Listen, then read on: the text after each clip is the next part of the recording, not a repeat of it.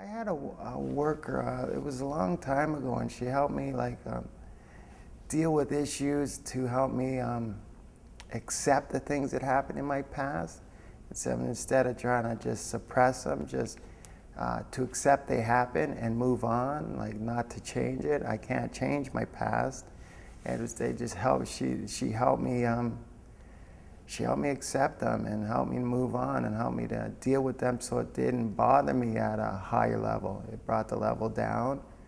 That was something that really made me feel good, and to this day, I always give that lady credit for that because she made me feel good. She helped me accomplish some things and just them little things, and she gave me a pat on the back and tell me how good I was doing.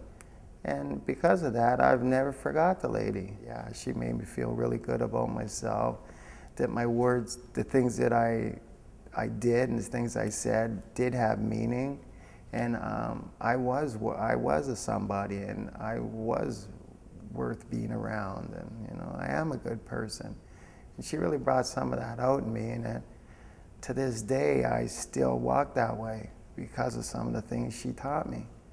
When my worker actually acknowledged that my life had worth and value and meaning, then suddenly it was like having somebody else in your corner, because my family was never really supportive of the whole concept of mental illness. It really requires more time to be able to spend with them, to get to know them as individuals, because let's face it, there are nice people with mental illness, there are not so nice people with mental illness. There are shifty kind of people with mental illness, and there are honest people with mental illness.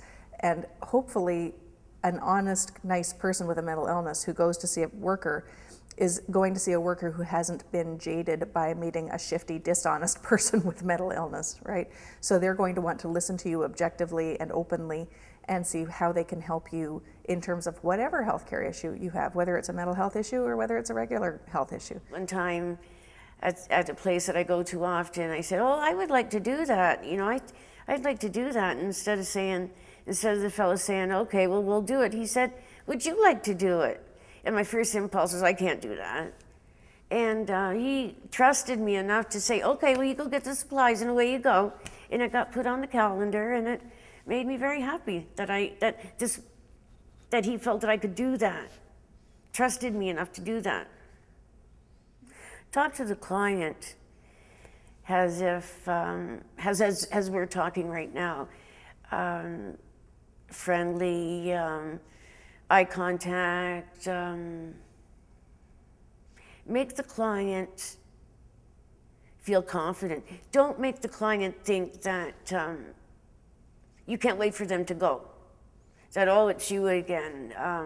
Make them think that they're welcome to talk to you, that they're welcome to come and give you tell them your problems. I have a fantastic worker now. She's great. And I don't hesitate to tell her things, but I also don't hesitate to thank her, to phone her and say, hey, thanks for that. I would try to give confidence. I would speak respectably. I would ask about their interest. I would ask, not only have you followed all these guidelines, but how are you? Everything going okay? Take interest in their life other than their file. This is a worker named Kim who told me that I'm Don King first, and she actually saved me from suicide and then went further to help me and let me know that your whole life isn't your diagnoses, and you're Don King with this diagnosis. You are not your diagnoses, and way down somewhere there might be remnants of Don King still left, after the inception of your mental illness. So she made me feel empowered, and she's right. Well, I think workers could first help us fight stigma by fighting their own level of stigma towards us in the beginning, and be more aware that even though you're a caring person within this field, you're still carrying some stigma issues about us. And I think that if you can battle that within yourself as well, and be aware of it anyways, right, that then you can understand where we self-stigmatize and help us with that, because that is a growth period in your recovery, and we really need support in that. And then after that, they can help us battle stigma itself. Most of the workers have been good, but I have had a worker that has made it very clear that you don't know what your best thing is for you, and maybe in their own way, maybe they thought they were trying to help, you know. But if you discount somebody's opinion about what they feel they can and cannot do, I think being told that you've got none of your judgment has any weight, you know, it's not a percentage of weight, she was saying, it was like no weight, you know what I mean, like, so anything that I had an idea about that I would like to do or try or that I could maybe be capable of was totally discounted, and, you know, you'll never work again, you know, you never do this, you never do that, why don't you just accept who you are and give up. And another time, I was told that people with mental illness have no personal integrity. So anything that they say can't truly be trusted unless verified. And that worker made me go to the extent where I collected all sorts of records and data and background about me, and I came in to prove it. Like, I felt like I really had to prove this. And that was like kind of self-stigmatizing myself, because I thought, like, I shouldn't have had to gone to that extent, right? But I felt it was necessary, you know, just to get somebody to believe that I am who I am, right? So that wasn't the greatest. I remember one time I was talking to this worker that I felt really close to, and I thought that she was close to me as well. We were having a conversation. I said to her, "Oh, how did you get to do what you're doing? I would really like to do I would like to do some of the things that you do. I'd like to learn more about this." And she said, "Well, if you ever wanted to do this, you'd have to quit going on the NOD, because some of the medicine that I was on at the time was a little strong." But when she said that, it made me feel really bad. I cried my eyeballs out. I cried in front of her, and I just asked her to leave the room. So yeah, it hurt. She hurt me. When I first started seeing my primary worker in Toronto, he was a very respected person in his field and very busy man, but it took him 6 months for him to look me in the eye. So for the fact that I went to see him a couple of times a month for 6 months without him actually acknowledging me as a person and just as another file that had come across his desk, that was very hurtful.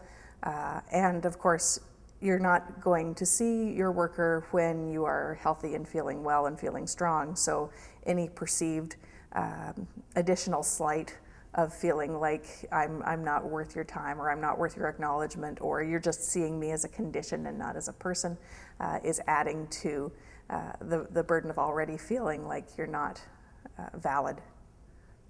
Yeah, I felt stigmatized from mental health treatment workers more than one occasion, when they're talking to you and they make themselves look like they're better than you, or that you don't deserve some of the things, the treatment that they're giving you. They think it's just a waste of time. You've burned so many bridges and there's no hope for you, sort of thing. I felt like that quite a few times. Sometimes workers use aggressive words or big words, trying to make themselves look like where you don't understand them. So you feel lost, you feel confused because you don't know exactly what they're saying. Like, you kind of understand, but you don't really understand. And you don't want to ask a question because that will make you look stupid or look less of a person or something. So it's a lot of times you don't want to say anything, so you sit there like a duck and not say anything. Yeah, sometimes when if you have a slip, like if you're if you have a slip with your addiction and you do use and you know you've done wrong, and you're going and you're telling the worker you're done wrong, and when they start talking to you like don't you know better, and second guessing you where you do know better, and because you're bringing it up, like you're trying to better yourself. And I found a few times that workers have said to me, like, why did you do that? Did you know better? And you know, you could have, what else could you have done? When you know what you could have done, and you're just looking for an ear to talk to sometimes. And it's hard when they start talking like that. It's more of a put down, and you feel like you don't want to share. You know, you feel boxed in, sort of thing. You don't want to share. You don't want to.